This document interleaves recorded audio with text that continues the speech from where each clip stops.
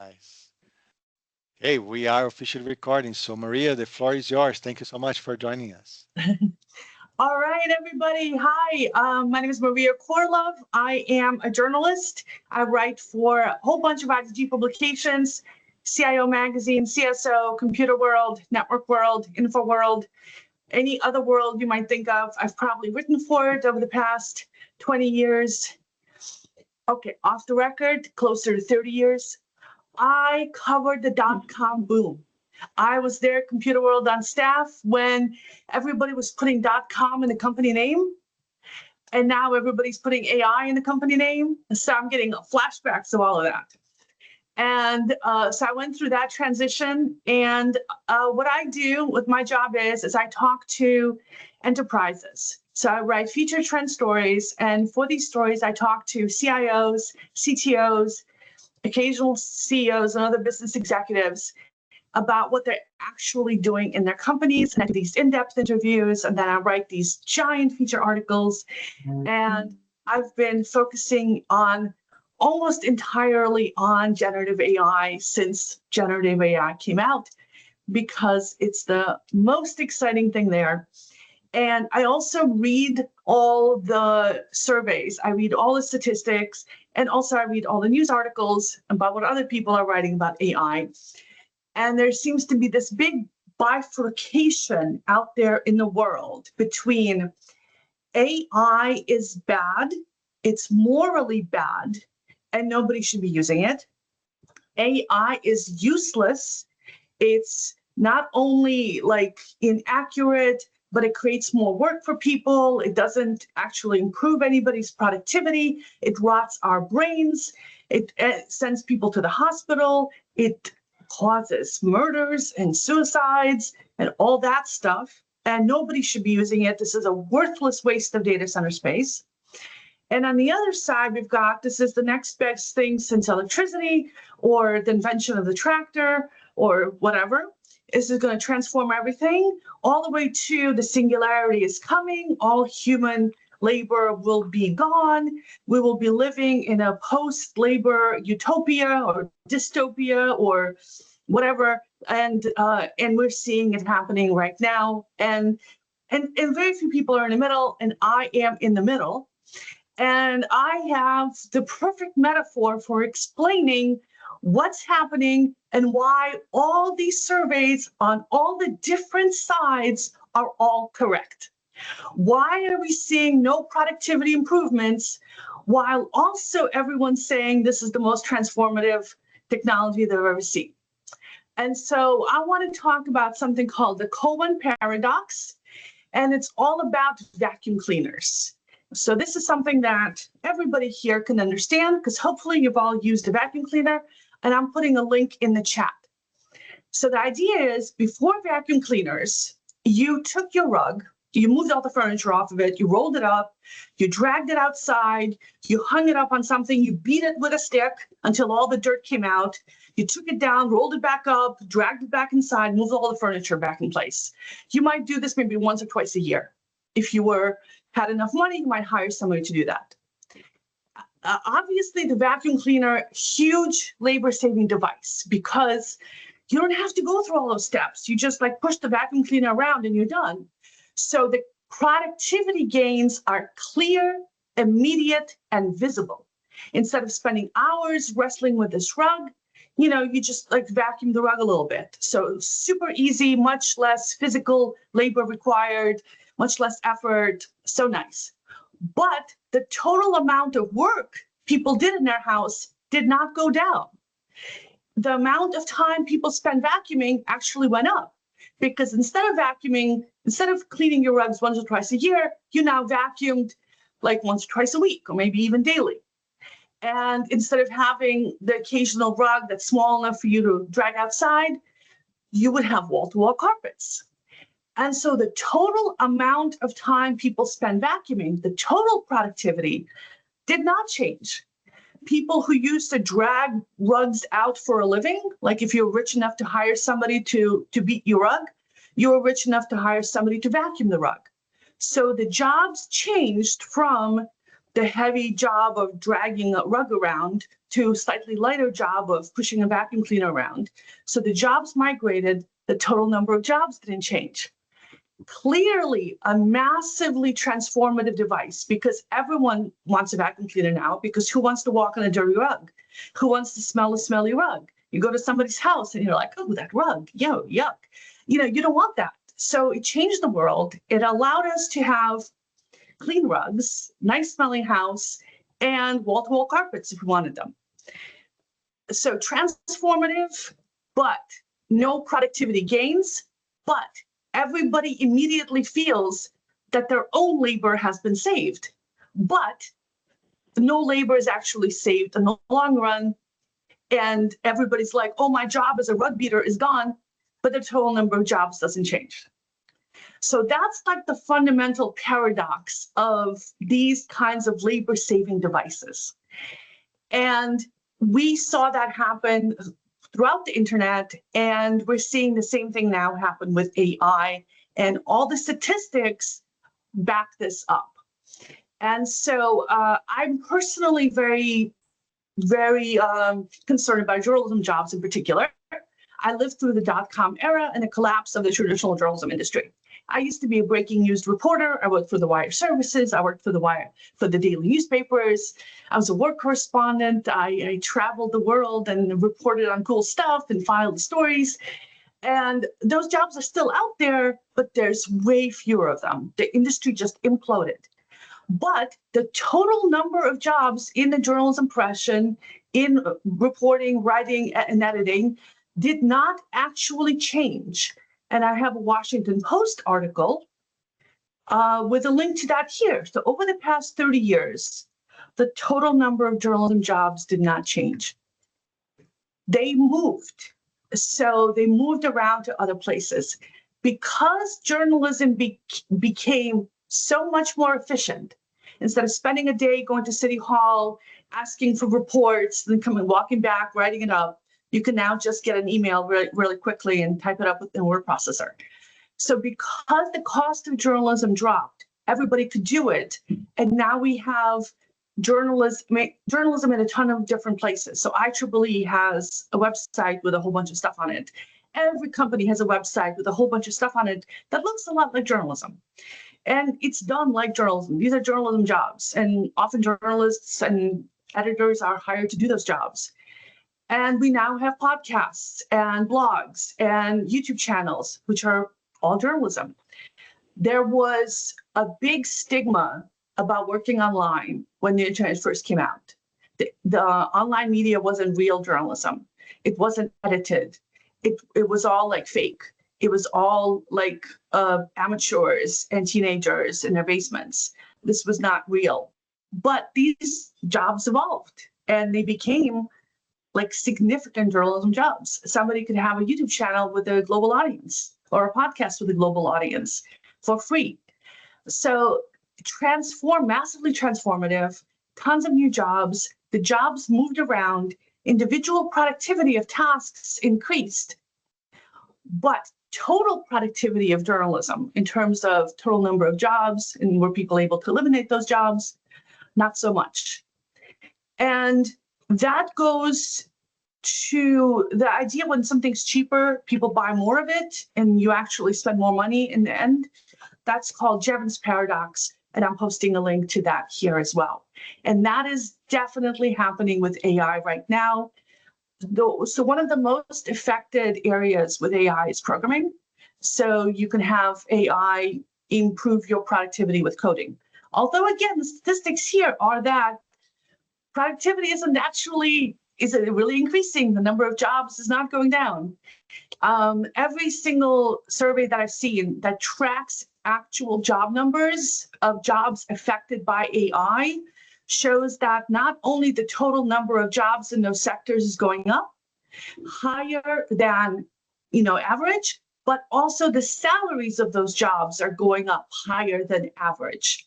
So the common conception in the media is that journalism is taking jobs, all these layoffs are due to AI, and that even when somebody does get a job that's due to AI, they're paid less because all the value of AI is going to the startups and to the investors. So the employees are not getting any actual value out of the AI.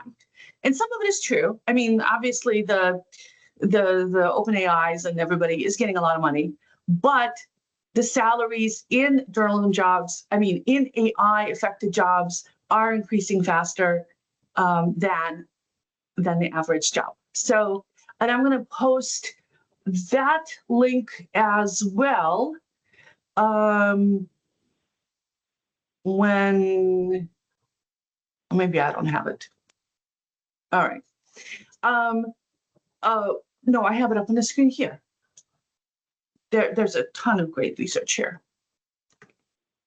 Here it is. All right. So yeah, another thing that I saw, fantastic report from Anthropic, really worth reading, like, I don't know, it's hundreds of pages long, or, you know, dozens of pages long at least. And way at the end, Anthropic says that last year they calculated the productivity gains due to using AI.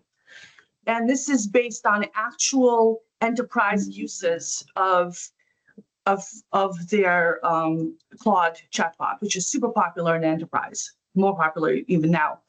And a year ago, they were predicting 1.8% productivity increase due to the use of their AI, which is not exactly the singularity is coming kind of numbers that you might expect to see.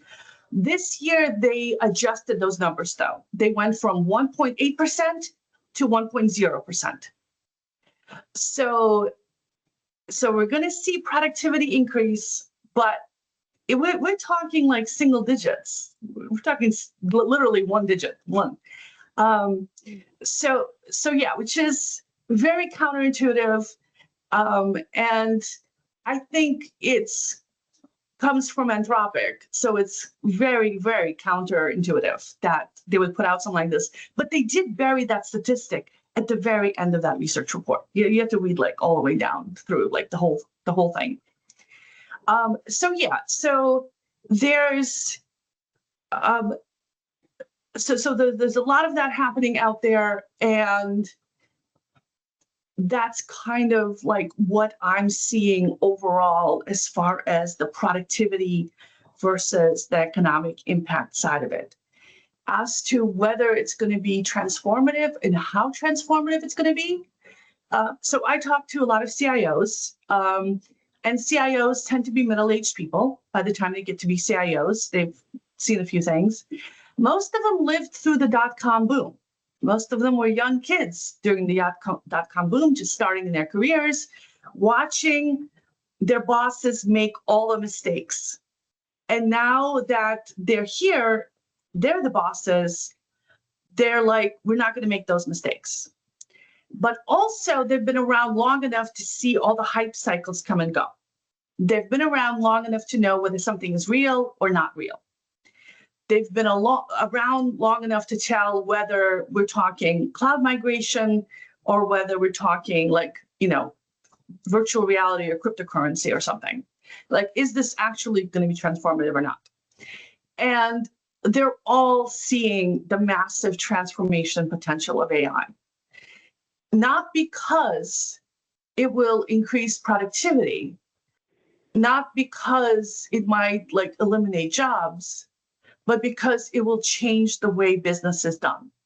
Like the way vacuum cleaners changed how rugs work. AI will change how business is done. And even if the total number of jobs increases as a result of AI, they're not going to be the same jobs as they were before, and nobody wants to be the next Blockbuster. Everybody does want to be the next Google, or the next Amazon, or the next Facebook, or the next whatever, and the race is on. And it's an extinction level event kind of possibility. So no amount of money that you can spend on it is too much money. And the downside of that is that if you're spending the same amount of money as everybody else, you're just going to be keeping up. So you're just going to be living up to people's expectations. People's expectations just are going up as a result of AI, and you're just keeping up with it. So for example, if you're rolling out AI in your customer support center, customers will now expect immediate responses to all their queries, and they will now expect to see humans being able to take an hour or two dealing with their cases instead of brushing them off in a few minutes, because companies can now afford to do that. And companies that use AI to just cut back on the call center staff will now find themselves behind the companies that are using AI to kind of upgrade their service. And so and the companies that are upgrading their service with AI at the same rate as everybody else, they're just staying even. So you have to invest in this and make the transformations just to stay even with everybody else, because customers' expectations have now increased across the board. And if you want to be ahead of someone else and gain business advantage out of AI, you're going to have to spend more than the average spending on AI. And what happens when everybody's trying to spend more than average? The average number just keeps going up. And that's kind of what we're seeing. So now, so I don't cover stock market bubbles because I don't cover investment. As far as I'm concerned, if you want to invest in AI, you buy an index fund and you do dollar cost averaging, and everything else is just for idiots who don't know math. The more money you try to bet on the market, like pick individual stocks, the more you trade, the more money you lose. The more you spend reading the Wall Street Journal and other financial publications, the more money you will lose in the stock market. And all those professional managers and everybody else on Wall Street, yeah, they're worse than the index funds. Index fund dollar cost averaging to invest in AI. Yeah, so I'm not particularly worried about the bubble.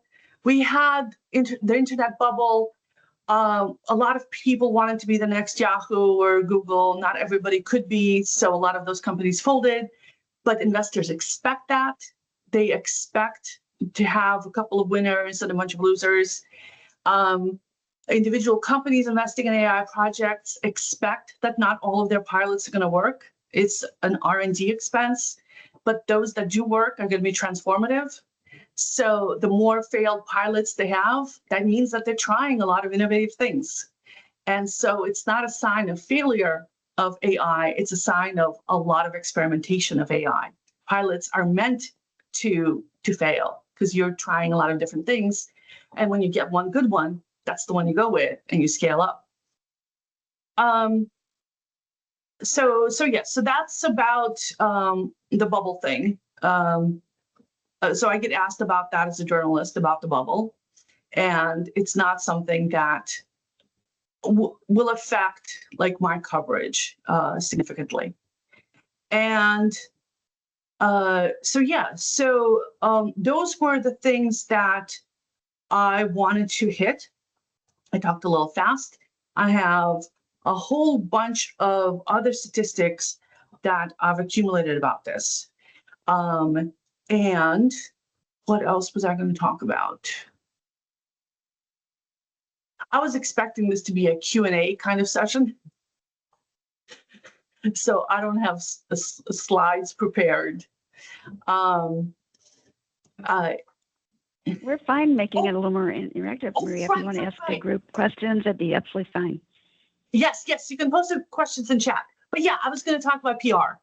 All right, so 2 years ago, I would have expected that the PR industry would be the one where the jobs would go away, because AI is very good at writing press releases and finding journalists and getting backgrounds on journalists and picking the right journalists for the right story pitch and all that stuff. And today, and I've spoken to a couple of PR organizations about this, I have done a complete 180 because I have been getting so many perfect press releases and so many perfect pitches for executives to talk to. And then I would click through their website, and it's a perfect website, customer testimonials, press releases, all that stuff. I click through a couple more times, and it becomes apparent after a few minutes that everything has been generated within the past month. Everything is fake. It's just some kid in his parents' basement doing fake it until you make it. And there's nothing actually there. This is like all completely fake. And this fake stuff can be done at scale. So I've been getting a few dozen of these right now. And if somebody decides that it's sending out a few dozen works, maybe they'll send out a few hundred or a few thousand or a few million, because there's no barriers here at all. And as a result, I'm only looking at pitches now from PR companies that I know, and only accepting LinkedIn invite requests from people that I have a lot of people in common with, and who have posted a lot on their LinkedIn profile going back years, so they have a history of posting on LinkedIn and their other social media. Because if they don't, this is like a sock puppet kind of thing. And none of the usual tells work. The bad English and the bad grammar and the weird email, like a bad website, all that stuff, like none of that's there. AI can help you look perfect. And so now when I get an email that looks perfect, I hit delete. I don't even look at it because it doesn't feel human. If a human didn't put in the effort to do this, I don't want to put in the effort to read it and to try to track down if it's something real or not, because I get several hundred emails a day. I'm like, my inbox right now is over 500 emails that I have to do something about because I've already sorted out everything else. And yeah. All right, cool. I have a question. All right. Transformative applications that I've seen. Oh, so these are really cool. So I've talked to several CIOs at companies who have had contracts with SaaS vendor companies, like they're spending tens of thousands a year on a product, and they're like, well, why are we spending this money? Let's just vibe code it. We're not using all their features. We'll vibe code the stuff that we need, and then if we need to make any changes, instead of waiting months for a vendor to get around to doing it, if they ever do, we'll just make the changes ourselves. And there's several companies I talked to where the executives were able to do that, get a project out of it that worked at the cost of a few $1,000s in person hours, and a small amount in hosting fees. And they're going through their SaaS platforms and looking for things where the SaaS vendor does not offer any value other than software that AI can reverse engineer and rebuild. And then they're rebuilding it. So if you're one of those SaaS vendors, you better drop your price to the point where it's no longer economically useful for your customers to do this. And if you don't, a competitor is going to show up and do it to you and sell it to companies so they don't have to bother doing it themselves. And if it's a market that's very small, where there's not enough customers there for a competitor to show up and do it, the customers are going to do it themselves. So that's kind of something that's pretty insane. So I'm definitely seeing the disruption coming in the SaaS market. But when I ask a CIO, is that true for all SaaS vendors? And they're like, no. SaaS vendors do bring proprietary stuff with them. And if they have something, then we'll stick with them. For example, a SaaS vendor might have proprietary data sets that they spend time cleaning and collecting and aggregating and processing and putting in all that effort. Or a SaaS vendor might provide regulatory and other risk features that a company might not want to take on themselves because it's just too much of a hassle. So there's a bunch of vendors in the financial space or the HR space or the legal space or the medical space that have gone through all these compliance reviews and everything else. And you don't want to just spend the time and effort to do this. That's expensive and time consuming and it's horrible. And, it's easier to outsource that to somebody else. Or a vendor provides kind of hands-on support with actual humans, and so you're not going to be saving any money by doing it with your own humans because you're still going to need humans. So those are three things where companies are still going to use SaaS vendors. So if a company is a SaaS vendor, they should be thinking really, really hard about their defensibility. I'm sure they already are. But yeah, if they aren't, they definitely need to start like right away. All right. People have asked about the infrastructure constraints of AI. So as somebody who's been covering this for a very long time, I tend to say that these things eventually resolve. On the one hand, AI is getting much more efficient very, very quickly. And we're seeing that across the board. And the amount of AI processing you get for a particular unit of energy is much, much higher now than it was before. I've seen estimates that AI capability is doubling like every 6 months or so, compared to Moore's Law, which is every 2 or 3 years at this point. So it's an insane level of growth happening in AI. And we're going to continue seeing that. At the same time, data centers are becoming more efficient.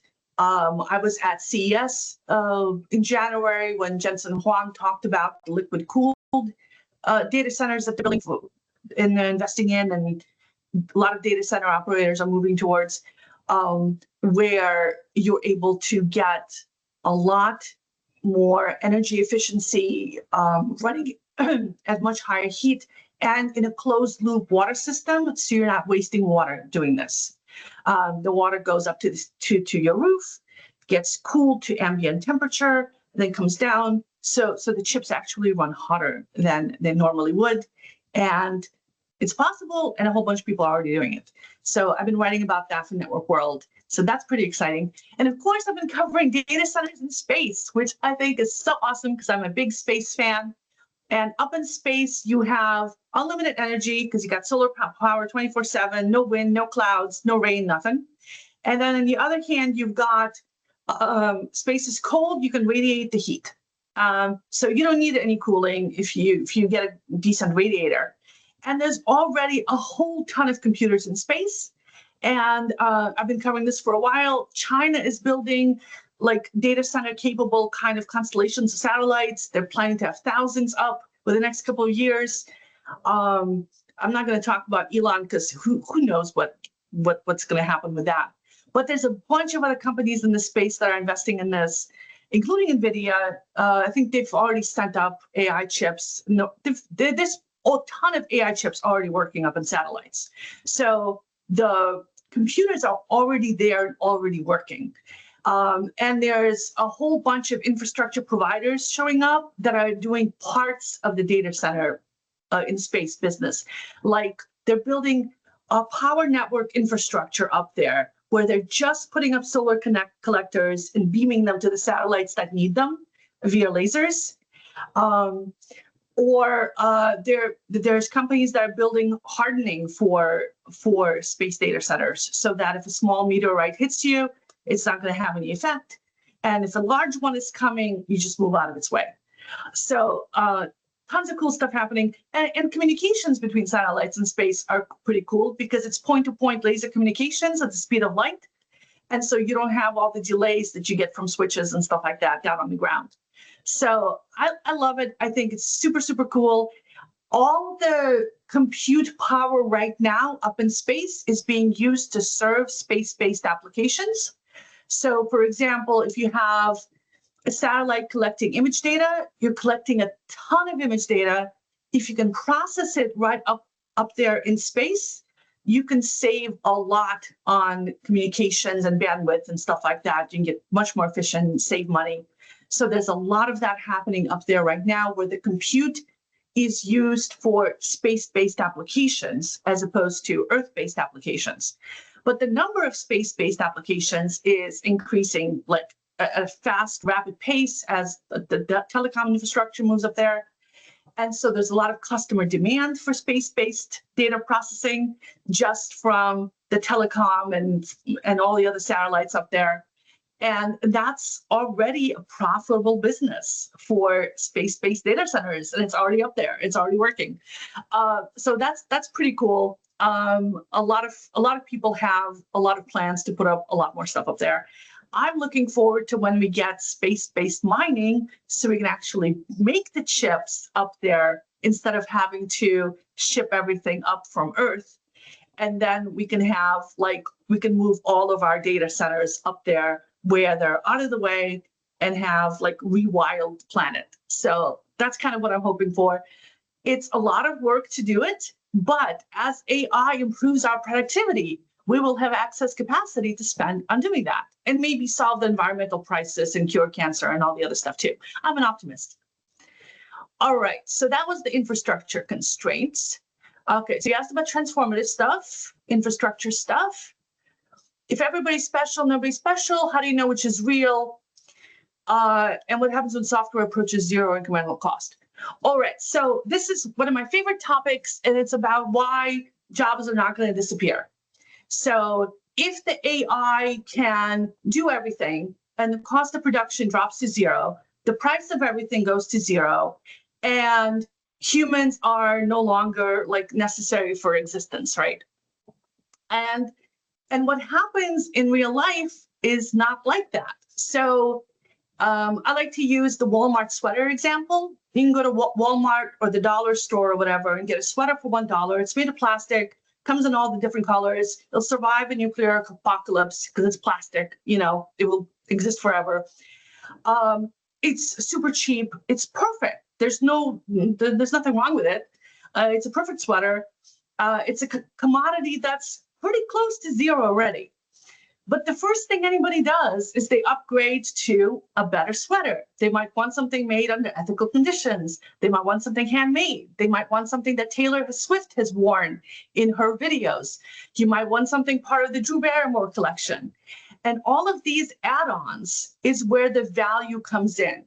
So the social value of a product, the brand value of a product, the emotional value of the product, how proud I am of having this on my body or in my house, that is often much, much higher than the actual production cost of the product itself. If the sweater cost went to zero, there will still be a giant sweater industry making a lot of money from sweaters, because who wants to wear a freebie sweater? That's embarrassing. Oh, I got my sweater for free. You can get a sweater for free now. Just ask your mom for a hand-me-down and you can get a sweater for free, right? You can go to a tax sale at the end of the day where people are giving away free sweaters. You can get a sweater for free. But you know you're wearing a free sweater. The same thing's happening with art. I wanted to buy some art for my daughter's wedding last fall. And so a friend and I went to galleries and we looked at original art. Now, the original art was not as good as, say, a Picasso. I could have bought her a Picasso print. There are Picasso prints available for $1 at the dollar store. That would not have made a good wedding present, even though the Picasso print is perfectly fine. It serves a very useful purpose. It looks pretty. It takes some space on the wall. If you stand far enough away from it, you can't tell it's a print. That's not the original Picasso, right? Who knows? Maybe it is, right? If you're far enough away, it looks just fine. Art is the same way. It's perfectly good. It's perfectly serviceable, but it's not the real thing. How do you tell it's not the real thing? You tell by provenance. Same thing you do with art. It's all about the provenance.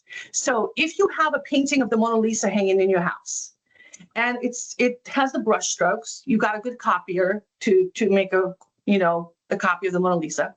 You got it the right size. It's smaller than you think. And somebody looks at it, and they won't be able to tell it's not the real thing without like doing some carbon dating or chemical analysis or something like that. But it's still not worth as much as the real Mona Lisa. How does somebody know it's not the real Mona Lisa? Because it's you who have it hanging there and you're not an international art thief. But also because you know where it came from. You have a label on the back saying this is a limited edition print. You bought it at a trusted gallery. You commissioned it and the artist painted for you yourself.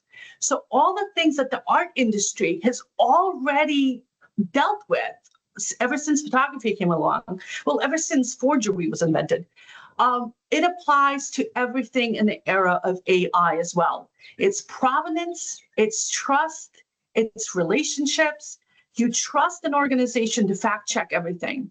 If a journalist talked to a CEO and they quote the CEO, they actually talk to the CEO. They didn't make up the quotes using AI. And if a journalist does do that, they get fired, or the publication gets a scandal in the news and people don't trust it anymore. So we have provenance, we have reputation, we have brand value, all those emotional things that go into place for art and sweaters also come into place for digital goods and for other kinds of work as well. So I'm very optimistic about writing profession and all the creative professions in general. We survived photography. We're going to be okay now. All right. So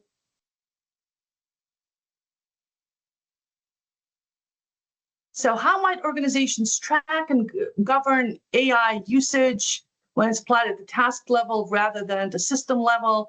Yeah, I just did a whole article for CIO Magazine about measuring the impacts of AI. And it's really, really hard. You have to have baselines in place, and most companies don't.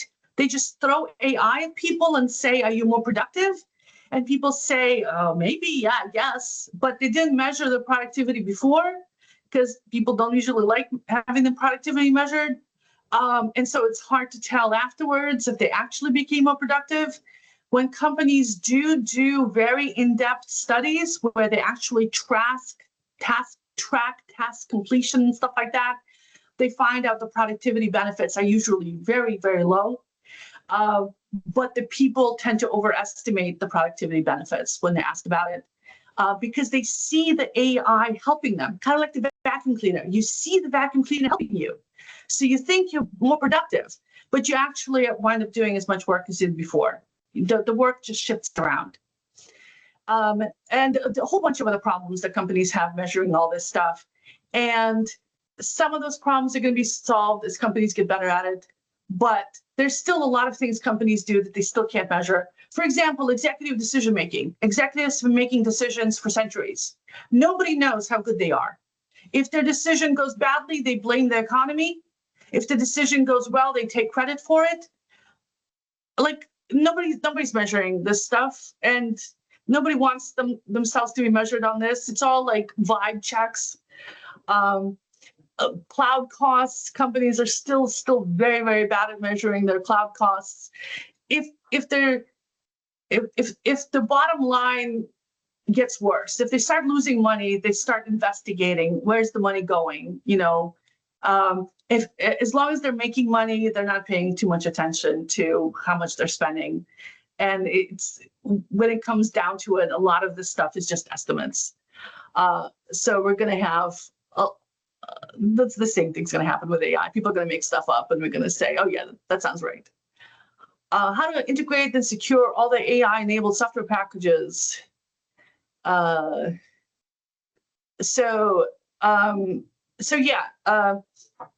back to the .com thing. When Wikipedia first came out, it was lousy, so many mistakes. You can't trust it. Go back to the real encyclopedias. Within a couple of years, it was more accurate than the actual encyclopedias, because the encyclopedias were taking too long to update.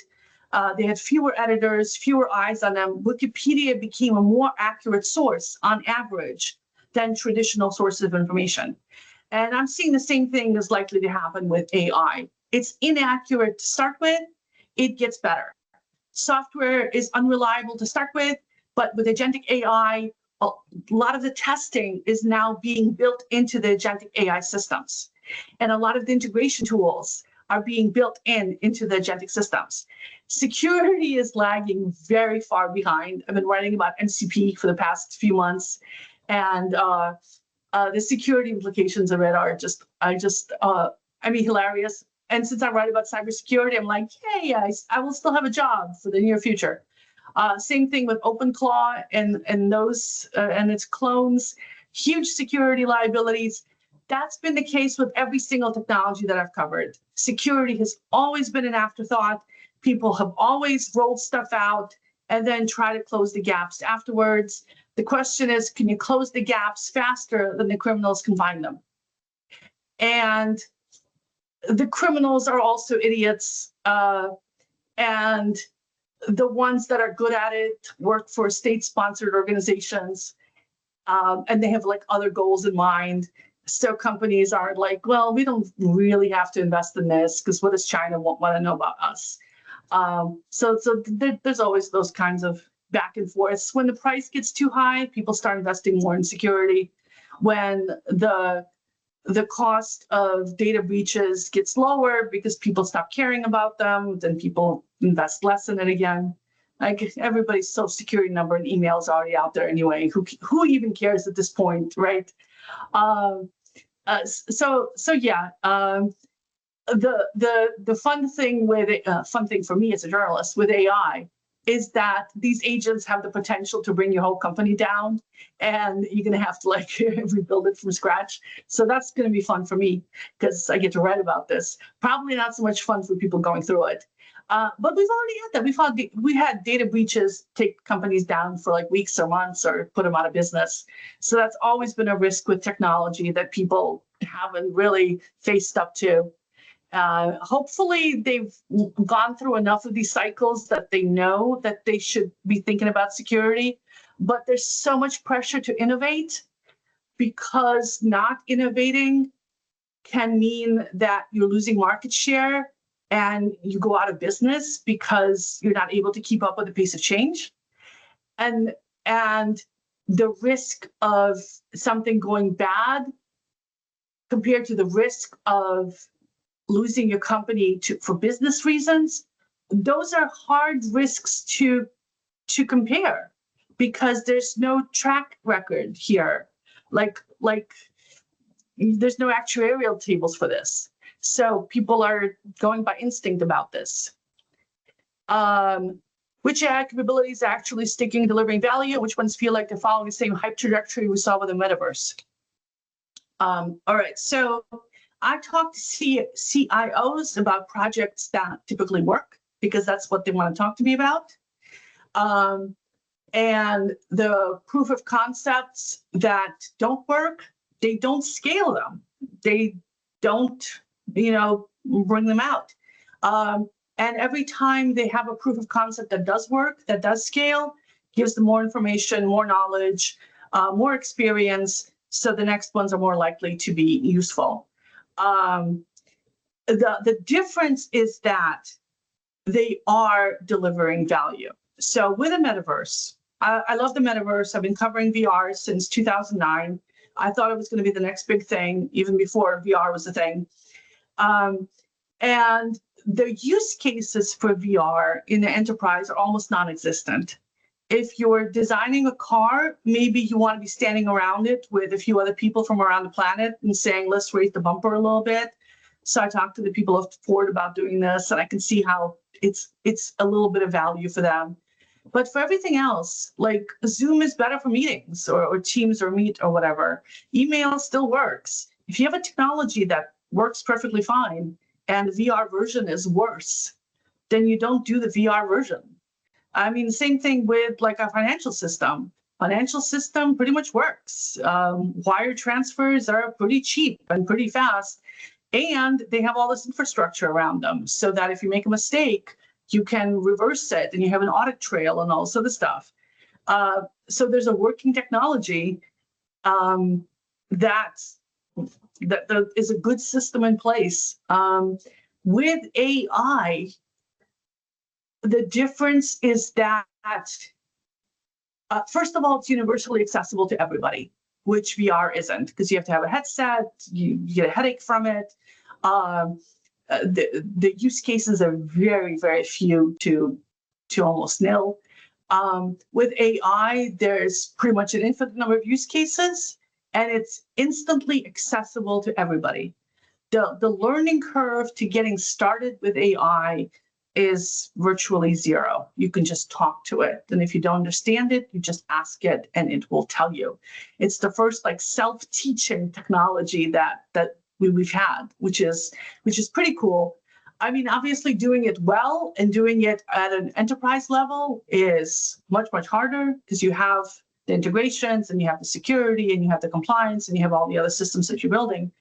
But on a user level, it's super easy, and the productivity benefits are right there and immediately visible to any white collar worker. So anybody who works with information or works with expertise related to information, it's an immediate, obvious, instant benefit to everybody, kind of like the vacuum cleaner was. It's an instant, obvious benefit. And so that's a no-brainer. Every CIO is talking to are saying that they're seeing value. Every study that I've seen about, are you seeing any value from your AI? It's like 99% to 100% are saying yes, they're already seeing value from their AI investments. Now, if you ask them what percentage of your pilots are delivering positive ROI, that's a lot lower number because companies are experimenting, they're throwing everything at the wall to see what sticks. But the things that stick, a lot of those things are transformative. The two-person company with 1 billion of revenue, the marketing scam company. Oh, I love that story. I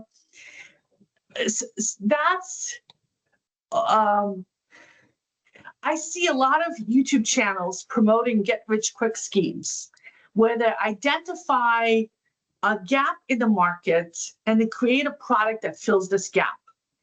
And you see this in the stock market too. There's an inefficiency in the stock market. If you jump on it, you can leverage it, you can do some arbitrage, and you can make a lot of money really quickly.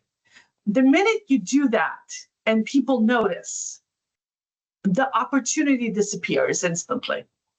So if somebody says, oh, I can make money writing ebooks, here's how you do it. And 1 million people write ebooks, and now you have 1 million ebooks on the market.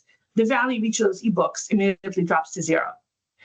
Anytime you find any kind of like hacking, arbitrage opportunity, and you exploit it, the second or third person to exploit it isn't going to have much there. And the first person who exploited it has no defensible business anyway.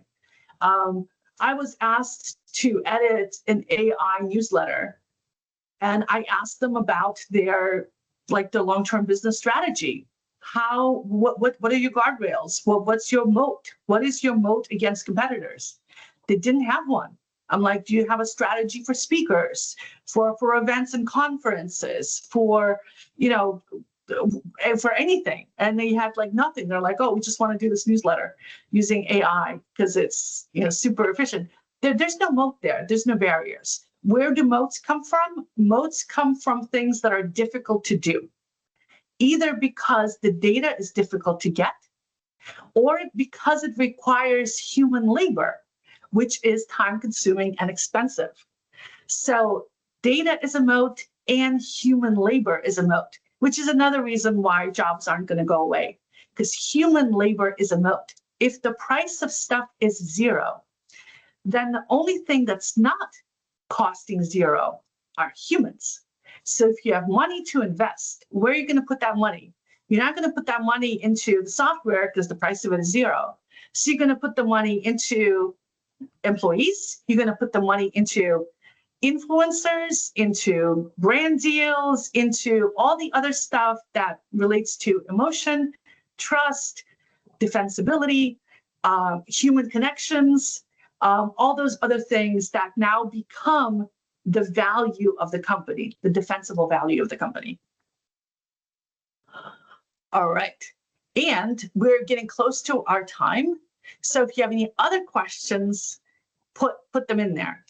Yeah, so I don't think that jobs are going to disappear, that we're going to go to a post-labor economy. I mean, look, the Industrial Revolution, before 95% of us were farmers, Today, 5% of us are farmers. If you went back in time and you said, we're going to take away 95% of farming jobs, people would have said, oh my God, so what, are the farmers going to be kings? Everyone else is just going to be like begging for scraps from them? Or are the farmers going to be enslaved and everybody else is just going to be sitting around not doing anything, like, whipping the 5% of people who are still farmers because they're going to have no work to do? Because what else is there to do if you're not growing food? I mean, what other jobs exist, right? And of course, plenty of jobs exist once you have food. And we have created so many jobs that have no reason for existing, like the sports industrial complex. Why do professional sports exist? Why are we paying so much money for professional sports, for golf courses, for like all sorts of stupid stuff that we can afford because we have excess capacity as a civilization because of industrialization? So I'm very optimistic with it. Why is everybody scared of this? Well, I'm old, so I remember the internet, and there was panic about the internet. It was a moral failing to get your news online. It was a moral failing to get your news for free instead of paying a print newspaper to bring the news to you in person. It was a moral failing to get your music for free online. And today, like, who doesn't have a free Spotify subscription and get their music free online? We don't even think about it, right? It was a moral imperative to do things the old-fashioned way. And people who worked in new media were lesser people. So we had that. We had that back then. We tend to forget it because we tend to romanticize the past and we remember all the good parts. Oh, the 50s were so great. And we forget the duck and cover drills and the fact that we literally all thought we were about to die of a nuclear war. We forget about that part. And we think about, oh, Leave It to Beaver. And, things were so nice. So looking ahead, it all feels very scary. Looking back, we know we've survived it, so it all feels very safe.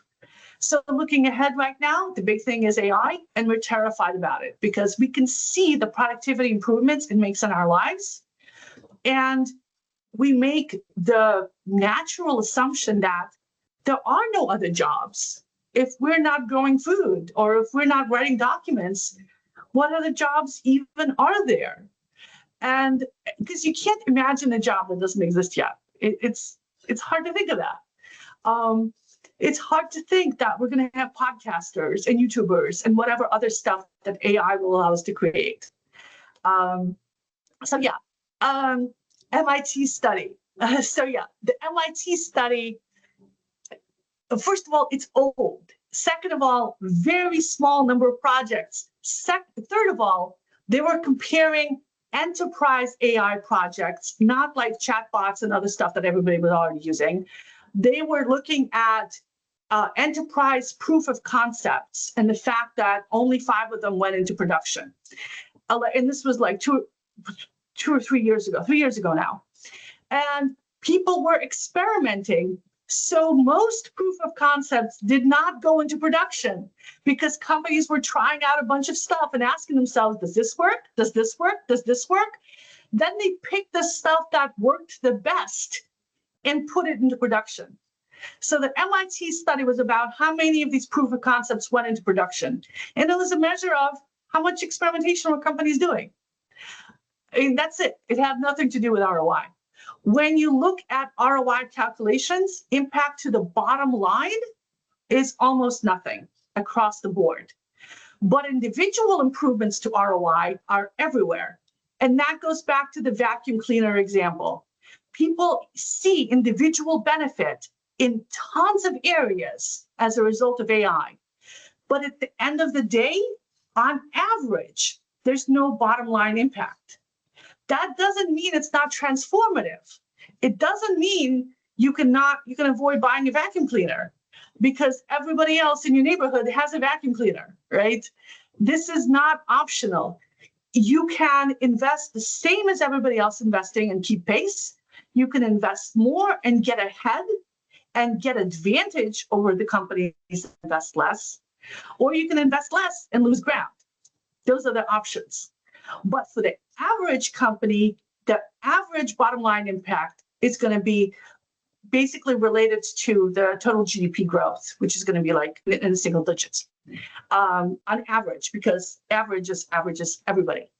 But the companies that are ahead, they're going to do very well. We're going to have a new Amazon, a new whatever. And the companies that fall behind, it's an extinction level event for them. All Great. right. I think that takes us to the top of the hour. Wow, that was a quick hour. There's so much information shared, a little history lesson, and great new information. So, Thiago, do you want to say anything before we wrap up? Or? Yeah, Maria, thank you so much for sharing your expertise and knowledge with us. This is very interesting. I always hear from clients, oh yeah, but we don't have ROI in our internal projects. Okay, so do you have like a very specific use case that you are addressing, or just implementing AI because everybody's doing for the sake of technology, not for the sake of the actual tangible benefit? To do it for the sake of technology. Even if you're only doing it because everyone else is doing it, you still have to do it, because otherwise you're the only guy not doing it, and you are Blockbuster. 100%. Yeah. So even if you're only doing it because everyone else is doing it, you still have to do it. That's the crazy thing. Yeah, you have to do it better. You have to find the differentiator. What makes your company unique? Where is the brand value, the defensible value, the moat, the data value, the customer relationship value?